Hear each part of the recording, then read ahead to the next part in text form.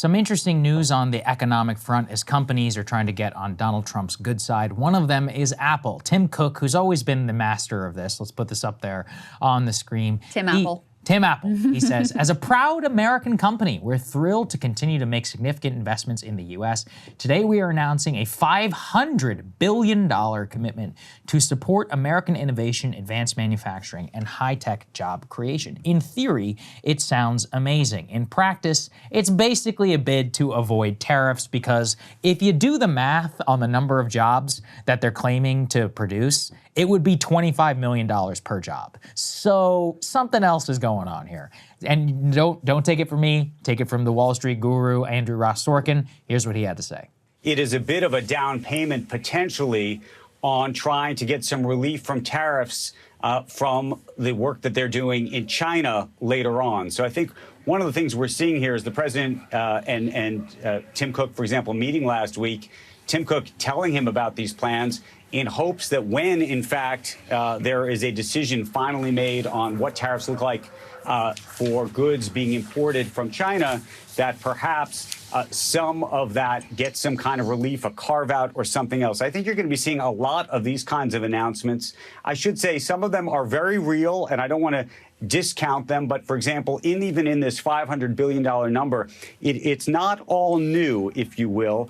For example, the production of films and TV shows on Apple Plus is part of that number. So there's going to be a lot of different sort of squishy elements to this. And to put it in context, for example, Microsoft has committed to spend $80 billion a year on its AI development, and it says it needs that as well. So there are sort of necessities. I wouldn't say that Apple is doing this simply to placate the president or anybody else.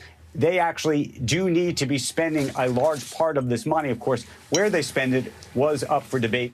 Yeah, so that actually came on the anniversary of Steve Jobs' death, and that's why it's also kind of interesting to consider this great company, or what was once a great company, some might say. Have you upgraded your phone to Apple Intelligence? No. I highly recommend that you do not. It is one of the most overhyped POS products I have ever seen. Really? And it's insane, because I bought this phone on the promise of AI and Apple Intelligence. They're like, it's been designed for Apple Intelligence, and I'm an idiot, so I bought it. And so far, what it does is it summarizes, for example, you know, we have a work group chat, right? Yeah. And it will summarize those text messages, except the AI summaries are horrible and they're actually unintelligible. And so instead of being able to like scroll your notifications, you actually have to open up the text messages and then read them for yourself. So they added an extra step because their AI is so shitty. The email suggestions, they will rank your emails and how they think it's important as opposed to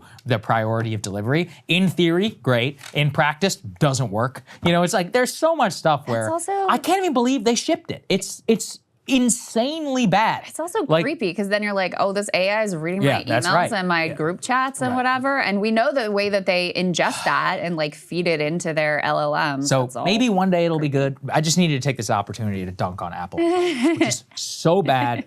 Marquise Brownlee rule, which is never buy a product in the future promise of something. He's totally vindicated. I'm the sucker. So let me just put that out there. But the point actually gets to the technology companies, which we wanted to focus on, where they're trying to both juice their valuations and justify their current stock price and also deal with the current administration. So Apple, that's why we wanted to lead with it, but you have to also take a look here at Microsoft. Let's take a look at this, where Microsoft just yesterday actually, quote, reiterated its plan to invest $80 billion in AI, but may adjust our infrastructure in some areas. And so what does that mean? It means that they have canceled data center leases, which is actually a huge deal, because not only did Microsoft shares fall on the news, but what it showed is that they are trying to recalibrate both their AI spend, perhaps in reaction to DeepSeek, I don't know, maybe in reaction to this future partnership with ChatGPT,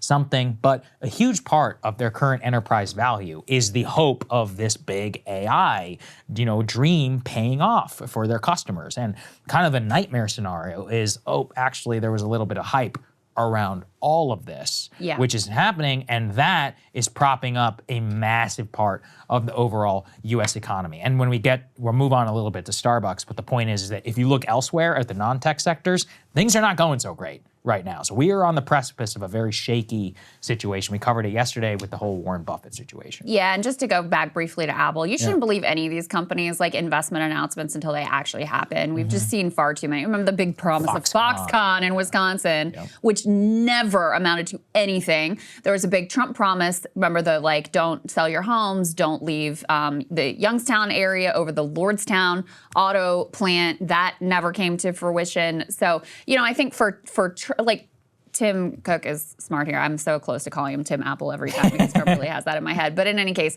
Tim Cook is playing it smart here in terms of the politics because Trump mostly just wants the announcement. Like he doesn't care to follow up and make sure you did the thing that you're going to say that you said you were going to do. He just wants to be able to claim look at these companies investing in America, coming back to America, creating all these jobs, et cetera, et cetera. And we've seen the way that all of these many of these Silicon Valley billionaire types have been just blatantly sucking up to Trump because they are worried about the way that he'll use the federal government to, block whatever deals, mergers, et cetera, put tariffs on them. Apple, the tariffs thing is super real for them in particular. And so they're trying to curry favor however they possibly can. And this is part of that. And I don't have any doubt that they're, probably invest some money and there'll be some jobs or whatever. But I just don't believe any corporate PR hype until it actually comes to fruition.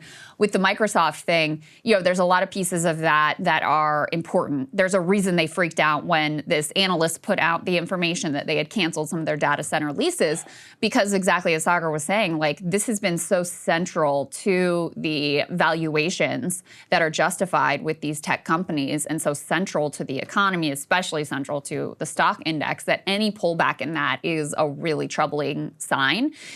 Microsoft has a partnership with OpenAI, so this, is significant. They've been Sam Altman has been at war with Microsoft in pushing for more spend on these data centers because his analysis has been that's been the way to win the AI game is just by throwing as much money as you possibly can at these massive data centers.